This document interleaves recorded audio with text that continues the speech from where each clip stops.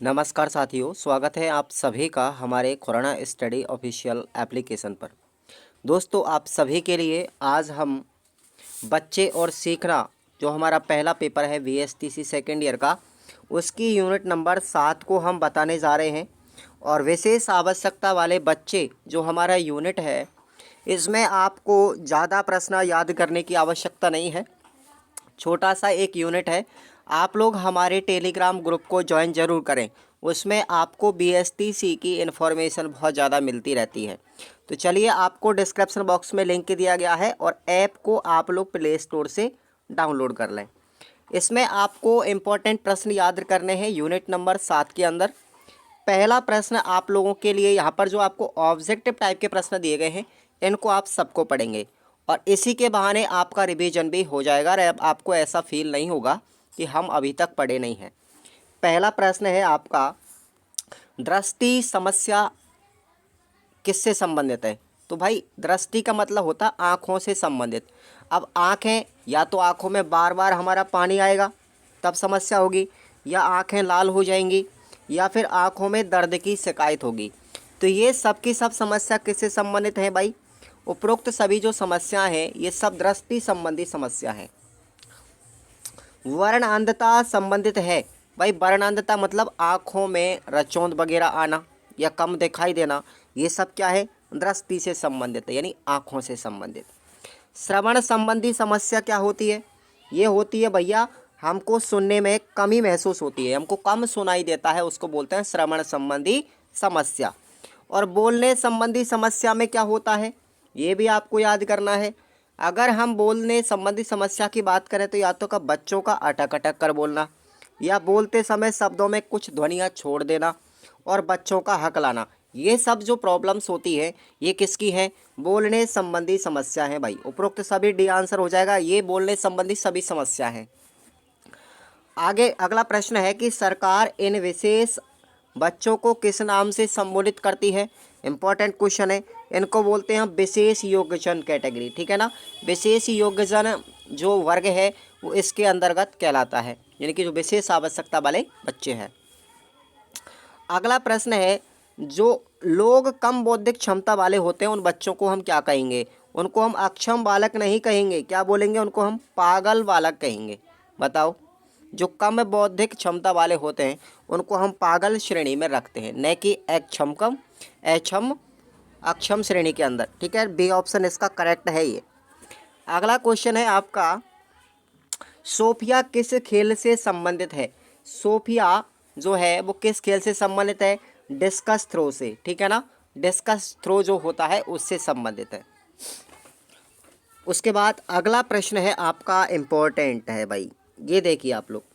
सुधा चंद्रन किस क्षेत्र से संबंधित है? बताइए, सुधा चंद्रन का संबंध किस क्षेत्र से है? वो है अपनी नृत्य सिनेमा से संबंधित है। ये बहुत बड़ी नृत्यांगना थी। अगला क्वेश्चन है, फिल्म तारे ज़मीन पर के पात्र ईशान को कौन सी बीमारी थी? तो ये प्रश्न भी अच्छा है। जो ईशान थे उनको कौन सी बीमारी थी? डिसलेक्सिया की बीमारी थी। कौन सी थी? डिसलेक्सिया की। अब आप लोग आएंगे निर्मल क्लासेस करौली यूट्यूब चैनल पर, वहाँ पे आप लोग विशेष आवश्यकता वाले जो बच्चे हैं उनमें कौन कौन सी बीमारियाँ होती है, साइकोलॉजी का चैप्टर है, ठीक है ना। इसको आप लोग निर्मल क्लासेस करौली चैनल पर साइकोलॉजी के अंदर पढ़ेंगे आप लोग, लास्ट की यूनिट के अंदर, ठीक है। यूनिट नंबर 4 या शायद 5 में होगा, ये मुझे ध्यान नहीं है इतना, लेकिन आप लोगों को क्लास कंटिन्यूस बताई गई है उसमें। अब हम बात करते हैं, अगला क्वेश्चन जो है अपना वो हो जाएगा हमारा, इम्पोर्टेंट है। किस शिक्षा पद्धति में सामान्य बच्चों व विशेष आवश्यकता वाले बच्चों को एक साथ तालमेल के साथ बैठाया जाता है? तो बताइए, एक साथ तालमेल जब बैठाया जाता है ना, कि सामान्य बच्चा और एक जनरल अपना विशेष आवश्यकता वाला बच्चा दोनों एक ही साथ पढ़ाई करें, दोनों के साथ एक ही प्रकार की शिक्षा मिले, उनको बोलते हैं समावेशी शिक्षा, यानी समावेशी शिक्षा बोलेंगे उसको हम, ठीक है ना। आगे अपने बात करेंगे, अगला क्वेश्चन है अपना, सार्वभौमिक शिक्षा का लक्ष्य कितने वर्ष तक के बच्चों के लिए दिया गया है? तो ये है साथियों 6 वर्ष से लेकर के 14 वर्ष तक के बच्चे, और उनको कक्षा 1 से लेकर के 8वीं तक पढ़ाई करवाई जाती है। और ये नियम कौन सा है? आरटीई एक्ट 2009 इस बात का उल्लेख करता है भाई, ये आप लोग याद रखेंगे। आरटी एक्ट 2009 रेट के अंदर बहुत इंपॉर्टेंट क्वेश्चन है। आगे बात करेंगे, अगला प्रश्न है, भारत सरकार ने, इसको आप लोग नोट कर लीजिए इस क्वेश्चन को, भारत सरकार ने विशेष आवश्यकता वाले व्यक्तियों की शिक्षा के लिए जो अधिनियम बनाया गया था जिसका नाम है PWD अधिनियम, ठीक है ना। PWD अधिनियम है, उसको कब पारित किया गया था? वर्ष 1995 में पारित किया गया था। वेरी वेरी इंपॉर्टेंट क्वेश्चन है, ध्यान रखना, प्रश्न आने की पूरी पूरी संभावना है। अब हम बात करेंगे अगले प्रश्नों पर। अब आपसे पूछा जाए कि साथियों विशेष आवश्यकता वाले जो बच्चे हैं वो क्या होते हैं, इनका मतलब क्या होता है? CWSN आप लोगों ने शॉर्ट फॉर्म में पढ़ा होगा, ठीक है।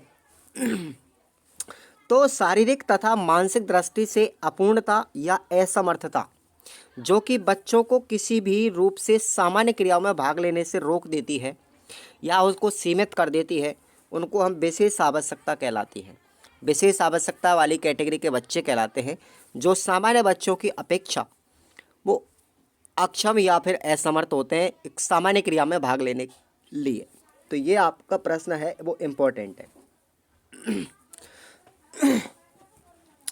अगला प्रश्न है अपना, देखेंगे, देखिए यहाँ पर, विशेष आवश्यकता वाले बच्चों को शिक्षक किस प्रकार से शिक्षित करेगा, यानी कैसी शिक्षा उनको देगा? तो विशिष्ट आवश्यकता वाले बच्चों को पढ़ाते समय शिक्षित सुनिश्चित करें कि विद्यार्थी बताए गए संप्रत्यय से संबंधित नए स्रोत व मूल विचारों से अवगत होना चाहिए।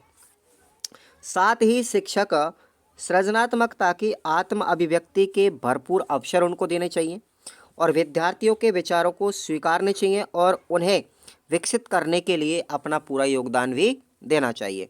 तो ये एक शिक्षक का दायित्व बनता है विशिष्ट आवश्यकता वाले बच्चों के प्रति। नेक्स्ट क्वेश्चन है आपका, समावेशी शिक्षा की अवधारणा क्या है? ये बहुत इंपॉर्टेंट क्वेश्चन है, इसको आप लोग याद रखें, ठीक है। मैं जहाँ जहाँ पर स्टार लगाऊं वो प्रश्न इंपॉर्टेंट है। समावेशी शिक्षा की अवधारणा के अंतर्गत पाठ्यचर्या इस प्रकार की होती है कि वह सरल भी हो, चुनौती वाली भी हो, सभी के साथ सामान्य व्यवहार किया जाता है ताकि बच्चों में हीनता की भावना उत्पन्न नहीं हो। सभी बच्चों में स्वास्थ्य और सामाजिक संबंधी जो बातें हैं वो भी स्थापित की जाती हैं। तो ये अपनी समावेशी की शिक्षा है, ठीक है भाई। अब हम बात करते हैं विशेष आवश्यकता शिक्षण में आने वाली जो कठिनाइयाँ हैं उनके निवारण के कितने चरण हैं? तो याद रखना, कठिनाइयों के निवारण के 3 चरण हैं मेरे दोस्तों। कौन कौन से हैं? विशेष आवश्यकता का प्रकार क्या है, उनको समस्या कौन कौन सी आ रही हैं और समस्याओं का निवारण किस तरीके से किया जाएगा। तो ये अपने 3 चरण हैं जो आपको याद रखने हैं, बहुत ही इम्पोर्टेंट है, ठीक है ना। अब आपको मैं 3 प्रश्न और दे रहा हूँ कि एक तो है देखने संबंधी समस्या का निवारण कैसे किया जाएगा, दूसरा है सुनने संबंधी समस्या का निवारण कैसे किया जाएगा, और दृष्टि और अपना अस्थि संबंधी जो समस्या उसका निवारण कैसे किया जाएगा। तो 3 प्रश्न है, इनमें से आपको एक प्रश्न एग्जाम में मिल जाएगा, ठीक है ना। तो सबसे पहले हम बात करेंगे प्रश्न की देखने संबंधी, दृष्टि संबंधी जो समस्या है, किसी बच्चे को कम दिखाई देता है तो उसका हम क्या सॉल्यूशन करेंगे। देखिए, इस समस्या के निवारण हेतु संबंधित बच्चे को आगे की पंक्ति में बैठाएंगे और श्यामपट्ट पर बड़े बड़े मोटे मोटे अक्षरों को लिखेंगे। शिक्षण सामग्री में चित्र, रंग, वस्तु, पुस्तक आदि का आकार बच्चे के अनुकूल होना चाहिए और समय समय पर अभिभावकों को बच्चे की समस्याओं से भी अवगत कराना चाहिए। इस प्रकार की जो समस्या आती है देखने वाले बच्चों के प्रति, तो उनको ये सॉल्यूशन है। अब बात करें, अगर कोई बच्चा श्रवण संबंधी समस्या है किसी को, यानी सुनने में कम सुनाई देता हो, तो उसका क्या सॉल्यूशन करेंगे हम। देखिए, इस समस्या के निवारण हेतु कक्ष प्रबंधन में शिक्षक ऐसे बच्चों को अपने पास बैठाएगा, नज़दीक बैठाएगा। शिक्षक अपनी आवाज़ इनकी विशेष आवश्यकता को ध्यान में रख कर के व्यवस्थित करेगा और अपने कथन जो है, जो भी चीज़ बोलेगा शिक्षक, उसको बार बार भी दोहराएगा ताकि वो बच्चे सुन लें, ठीक है भाई। तो ये इसका सॉल्यूशन है। अब आपको पूछा जाए कि अस्थि संबंधी समस्या का निवारण कैसे करना है। तो अगर कोई बच्चे का अंग भंग हो गया तो उसको हम आगे की पंक्ति में बिठाएंगे, ये काम तो सभी को करना है। और उसके साथ साथ शिक्षण के दौरान बार बार खड़े होने या बैठने के लिए नहीं कहा जाए। अब किसी का अंग भंग हो रहा है, टूट रहा है, तो भाई उसको बार बार खड़े करेंगे तो परेशान हो जाएगा। इससे उनके आत्मविश्वास संबंधी बढ़ाने का प्रयास भी और करना चाहिए। ठीक है, अब हम बात करते हैं, अगला प्रश्न है, देखिए आप लोग, समावेशी शिक्षा के लिए सरकार ने क्या क्या प्रयास किए हैं, बताइए। आप समावेशी शिक्षा को बढ़ावा देने के लिए सरकार ने बहुत सारे काम किए हैं। इंपॉर्टेंट क्वेश्चन है ये, आप लोग याद रखेंगे। समावेशी शिक्षा के लिए सरकार ने विशेष आवश्यकता वाले बच्चों को सामान्य बच्चों के साथ शिक्षण की मुख्य धारा में जोड़ने के लिए व्यवस्था भी की है। शिक्षकों को इनके लिए प्रशिक्षित भी किया गया है ताकि शिक्षक सभी बच्चों के साथ सामान्य व्यवहार करते हुए उनको समान रूप से शिक्षा प्रदान करें। तो ये सरकार का काम है। अब आपको ये प्रश्न भी ऐसा ही है, सेम जस्ट अब आपने पढ़ा है जो कि सरकार के काम क्या है, वही शिक्षक की भूमिका आपसे पूछी गई है। तो शिक्षक को क्या करना चाहिए, ये आप लोग सामान्य रूप से लिख भी सकते हैं। ठीक है, अब हम बात करते हैं, अगला प्रश्न है अपना ये वाला, देखिए ये भी इम्पोर्टेंट नहीं है, मैं आपको सिर्फ इम्पोर्टेंट ही बताऊंगा। इस यूनिट में कोई खास वो नहीं है ऐसा सिस्टम। समावेशी शिक्षा से क्या लाभ हुआ है ना, अपनी इस पर अपनी टिप्पणी देनी है तथा आपकी दृष्टि से शिक्षा में और क्या सुधार किए जा सकते हैं। ये बहुत अच्छा क्वेश्चन है, वही पीडब्ल्यूडी से संबंधित है। भारत सरकार के शिक्षा के सार्वजनिकरण के परिप्रेक्ष्य में विशेष आवश्यकता वाले बच्चों की शिक्षा की आवश्यकता को अनुभव करते हुए भारतीय पुनर्वास अधिनियम 1992 में पारित किया गया था। ठीक है, जिसमें भारतीय पुनर्वास परिषद की स्थापना की गई थी। तो एक प्रश्न तो आपको याद रखना है कि भारतीय पुनर्वास परिषद की स्थापना कब की गई थी, 1992 के अंतर्गत, पहला प्रश्न। दूसरा, अभी आपको बताया गया है अभी की गई थी, तब इस अधिनियम में विशेष आवश्यकता वाले बच्चों को परिभाषित भी किया गया जिससे समावेश शिक्षा की आवश्यकता महसूस हुई। वर्ष 1995 में भारत सरकार ने विशेष क्षमता वाले व्यक्तियों की शिक्षा के लिए एक अधिनियम और बनाया गया था, पीडब्ल्यूडी अधिनियम 1995 में, जो अभी मैंने ऊपर आपको ऑब्जेक्टिव में बताया। ये भी पारित किया गया जिससे विशेष आवश्यकता वाले बच्चों को समान अवसर, पूर्ण भागीदारी और उनके अधिकारों के संरक्षण को प्राथमिकता दी गई है। ठीक है, इनके आधार पर विशेष क्षमता वाले बच्चों को पुनर्वासित करने के लिए महत्वपूर्ण तथा उपयुक्त वातावरण निर्माण करने की अवधारणा प्रतिपादित की गई। इसी अधिनियम के 5वें अध्याय में विशेष क्षमता वाले बच्चों के सामान्य बच्चों के साथ मुख्य धारा में जोड़ने की भी बात की गई है। इसके द्वारा राज्यों को उचित व्यवस्था करने हेतु निर्देशित भी किया गया है कि वे विशेष क्षमता वाले बच्चों के लिए कोई विशिष्ट विद्यालय या फिर समावेशित शिक्षा व्यवस्था की व्यवस्था भी जुटाएं। तो ये अपना प्रश्न है, बहुत अच्छा क्वेश्चन है ये। अब आपको यहाँ पर एक प्रश्न और याद करना है बस इस यूनिट से, ये है अपना निबंधात्मक वाला। तो देखेंगे आप लोग, क्षति, अपंगता और अक्षमता के प्रति सामाजिक दृष्टिकोण का तर्क क्या है, इसको आप लोग लिखना है। और ये प्रश्न बहुत अच्छा क्वेश्चन है, ठीक है ना। तो देखिए आप लोग, विशेष आवश्यकता वाले बच्चों के प्रति अभिभावकों में यह धारणा अथवा भ्रांति फैली हुई है कि सब भगवान की मर्जी है। वे अक्षमता के कारणों को बिना जाने और उनको बिना दूर किए उनको ईश्वर का किया हुआ मान लेते हैं। आज भी ऐसा हमारे समाज में प्रचलित है। विशेष क्षमता वाले ऐसे बच्चे शिक्षा से सर्वथा वंचित रह जाते तथा माँ बाप द्वारा बोझ मान लेने से उनमें आत्मविश्वास की कमी हो जाती है। यहाँ शिक्षक का एक दायित्व बनता है कि वे ऐसे बच्चों के समलंबन हेतु समुदाय को जागरूक करें, उन्हें इस बात से अवगत भी करवाएं कि विशेष आवश्यकता वाले बच्चों में किसी न किसी प्रकार की विशेष योग्यता भी पाई जाती है।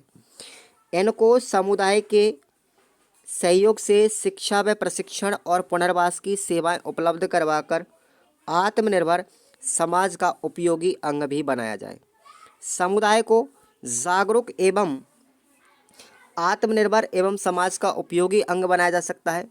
समुदाय को जागरूक एवं प्रोत्साहित करने से वे विशेष क्षमता संबंधी बातों को भी समझ सकेंगे और इन बच्चों की आवश्यकता के अनुसार उनका विकास, शिक्षा, स्वास्थ्य और मनोरंजन आदि के अवसर भी उपलब्ध करवाएं।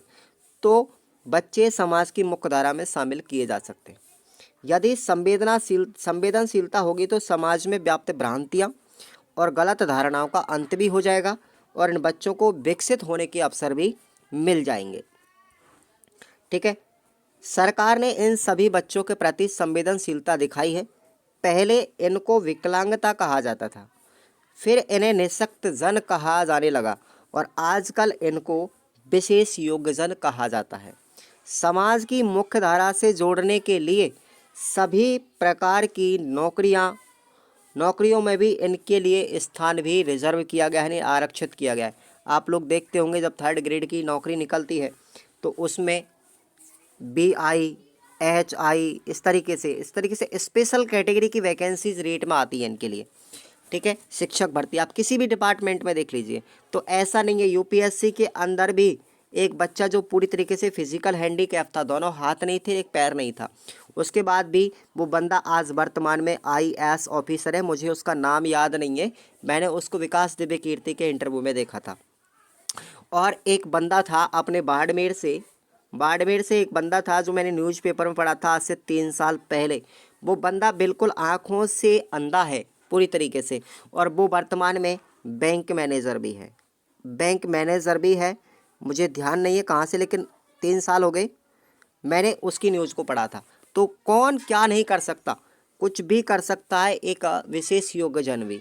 आप इस चीज़ को मत लीजिए। अगर कोई भी आप लोग जैसे विकलांग कैटेगरी के बच्चे मेरे यहाँ पढ़ रहे हैं, वो क्लास ले रहे हैं, तो वो अपने आप में हार मत मानिए। कहते हैं ना कि एक चीज़ मैं आपको बता देता हूँ, इस दुनिया का सबसे अच्छा स्टेटमेंट, आदमी जब मानसिक रूप से विकलांग हो जाता है तो वो पूरी तरह विकलांग माना जाता है। ठीक है ना, इसलिए अगर कोई व्यक्ति फिजिकल रूप से विकलांग है, ठीक है ना, फिजिकल रूप से विकलांग है तो वो विकलांग नहीं माना जाता। फिजिकल रूप से विकलांग होने पर कोई विकलांग नहीं माना जाता, लेकिन जिस दिन आप मानसिक रूप से विकलांग हो गए तो वास्तविक विकलांगता उस दिन आप में आ जाएगी। इसलिए फिजिकल रूप से विकलांग होना कभी विकलांग नहीं होता, यानी कभी भी विशेष योग्यजन कैटेगरी में नहीं आता। हालांकि सरकार ने उसको दे रखा है, लेकिन विशेष योग्यजन वो तभी होगा, आप हार उसी दिन मानेंगे जब मानसिक रूप से डाउन हो जाएगी। इसलिए अपने आप की सोच को सकारात्मक रखिए, ऊर्जावान बनाए रखिए और अपनी तैयारी को करते रहिए। जिस डिपार्टमेंट की भी आप तैयारी कर रहे हैं उसी में अपना पूरा फोकस लगा दीजिए। धन्यवाद साथियों। इसी मोटिवेशन के साथ और इसी क्लास के साथ आप सभी से कहना चाहूँगा कि आप हमारे ऐप को डाउनलोड करें, खुराना स्टडी ऑफिशियल ऐप को, और उस पर आपको ये कोर्स भी दिया जा रहा है। उसमें आपको डायरेक्टली क्वेश्चन बेसिस जो आपको एग्ज़ाम में मिलेंगे उनके आंसर भी आपको पढ़ने की आवश्यकता है, और आप उस ऐप को जा कर के ज्वाइन कीजिए। उस ऐप में आपको ये कोर्स मिलना है और वहाँ से आप इसको परचेज़ करेंगे तो डायरेक्टली आपको आसानी हो जाएगी पढ़ने में। ठीक है, तो धन्यवाद।